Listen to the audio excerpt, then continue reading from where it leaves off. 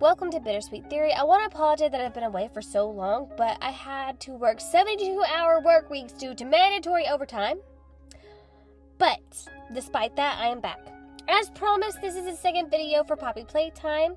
For this video, we'll be going over a few theories that I believe might be going on at Playtime Co.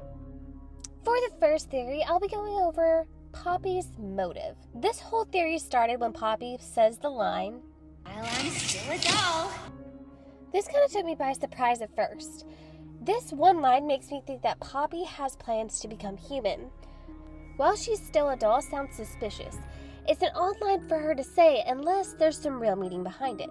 This led me to do some digging into everything going on at Playtime Co. For this first theory, we're going to be going over what I think Poppy's motive is. This whole theory started when Poppy said, this kind of took me by surprise at first. This one line makes me think that Poppy may have plans to become human. While she's still a doll, it just sounds suspicious. It's an odd line for her to say unless there's actually meaning behind it. Wanting to find some answers, I started looking into all the files you can find throughout the factory, and the videos in the game and on the Mob Games YouTube channel. What I wanted to do was see if there's anything I might have overlooked about Poppy. I ended up putting a timeline together to try to figure out more about Poppy. I was hoping that going over the timeline, it would help me find the answers that I was looking for. Here's what I found so far. Playtime Go was created by Elliot Ludwig. We find this out in Chapter 2 that Elliot was married at one point in time, but then got a divorce. Then in the 1960s, Ludwig had a family death. Despite his tragic loss, he continued on with his research with Poppy Flowers. The note on his desk in his handwriting explains how he tried to experiment with rats, but needed bigger bodies to continue his experiments. Later on in Chapter 3, we hear the radio broadcast of the police finding a young body of a boy found in his estate after Elliot passed away.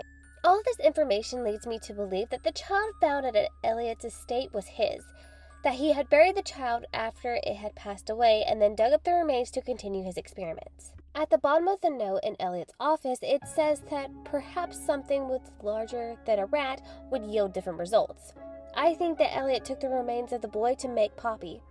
Also, all of the bigger body toys have case files, but Poppy doesn't.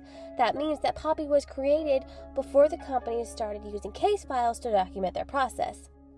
This is the reason Playtime Co. started the on-site orphanage. They needed more test subjects to continue their research, to one day end up putting adults into toys as well. If Poppy really is the child that died, that would mean that the child was not given a choice to be brought back. The child inside of Poppy never asked to be a doll for the rest of time. Poppy could very well want to be human to escape everything that has happened at Playtime Co. Now that leads me to my next question. Is it possible to reverse the process by turning a toy into a human? There's no evidence to support this, but it is possible that Poppy could be tricked into thinking that there is a way. Now, this leads me to who I think the prototype is and what its master plan is. It is a strong possibility that Elliot Ludwig is the prototype. I could see Elliot donating his body to the remaining scientists at Playtime Co. to continue his life's work. We know that throughout all of the case files, the prototype has a number, but it is never linked to a name. I think this was done on purpose to hide the prototype's real name. That means that the person that was used to make the prototype was after Poppy because the documentation process was now in effect. Thanks to one of the VHS tapes we find at the factory, we know that the prototype has a high level of intelligence and abilities to convince others to do its work. To me, that sounds like the characteristics of someone who would be able to have their own admiration to start their own company. I also want to bring up Theodore as an example of the prototype's behavior towards kids. Before he became catnapped, Theodore was trying to help the prototype escape but got hurt. Instead of escaping, the prototype took Theodore back to the scientists so they could save him. This shows that the prototype has compassion for kids.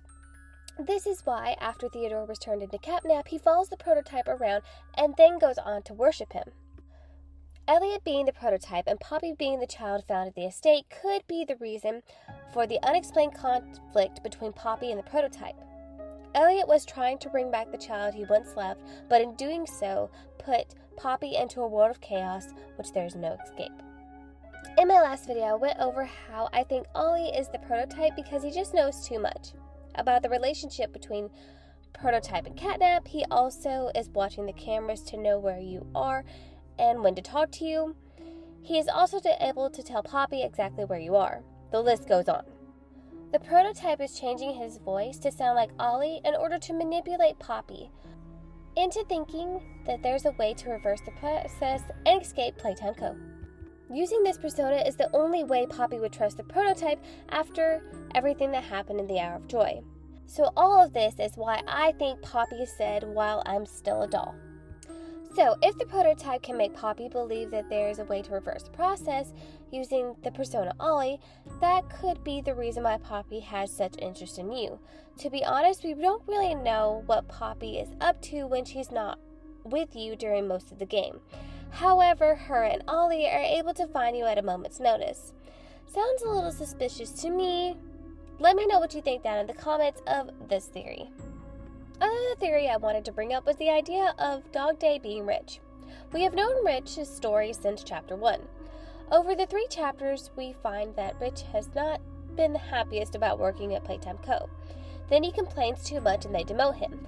Then in Chapter 3, we hear him getting promised a promotion, but there is no record of any files that he has actually gotten the promotion.